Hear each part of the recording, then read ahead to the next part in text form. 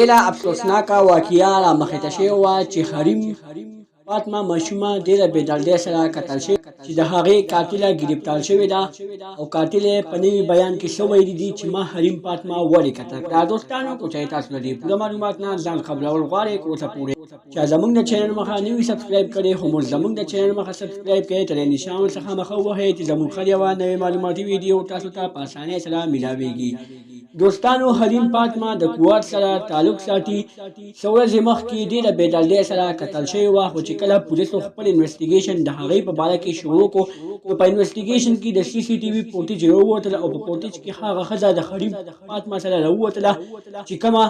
ښځې حریم فاطمه ډېره بې دردۍ سره قتل کړې وه. او دوستانو حریم فاطمه ماشومې نه سپینه ګناه وه نه توره ګناه وه خو بیا هم دغه ظالمې ښځې حریم فاطمه ماشومه ډېره بې دردۍ سره قتل کړې وه. په سی سی ټي وي فوټیج کې دا ښکارېدل چې حریم فاطمه ماشومه یې په عذاب باندې بوتلې وه،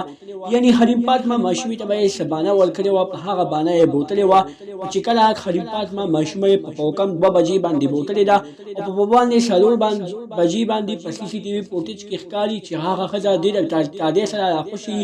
او ډېرې منډې وهي خو دا پته ورسره نه لګي چې حریم فاطمه ماشومه هغه ښځې سره وي که نه وي. خو نه په سی سی ټي وي فوټیج کې ښکاره شوي دي چې دغه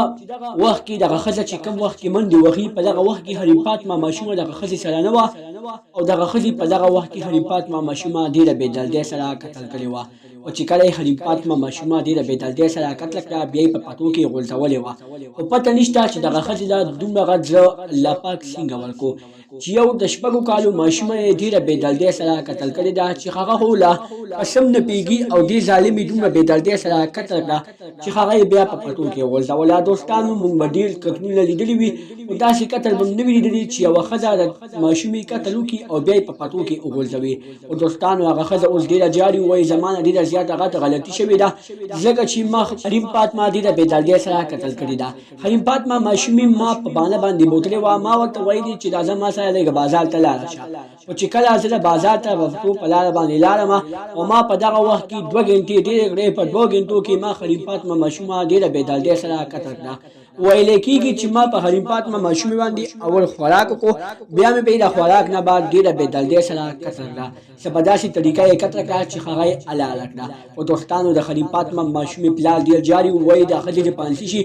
ځکه چې بیا داسې حرکت څوک نه کوي. داسې حرکتونه ډېر لا مخې ته شوي دي خو اوسه پورې چلته چاته پانسي نه ده میلاو شوې. که چلته پکې پانسي میلاو شوې وه نن به دغې ښځې حریم فاطمه ماشومه دومره بې دردۍ سره نه قتل کوله څومره بې دردۍ سره چې د حریم فاطمه ماشومه قتل شوې ده. او دوستانو په دې ملک کې د انصاف مطالبې نشته د انصاف مطالبې کېږي خو انصاف پکې نه میلاویږي. اخر ولې د دې ملک ټول لوټین خراب دی ځکه چې کومې ماشومان خو ډېرې بې دردۍ سره قتل کېږي ټولې د جنسي زیاتي نه بعد قتل کېږي. دوستانو دا و زموږ نننۍ ویډیو که زموږ دا ویډیو خوښه شوي وي زموږ د چینل مخه سبسکرایب کړئ تر نشان څخه مخه ووهئ چې زموږ هر یوه نوې معلوماتي ویډیو تاسو ته په اسانۍ سره میلاویږي. والسلام.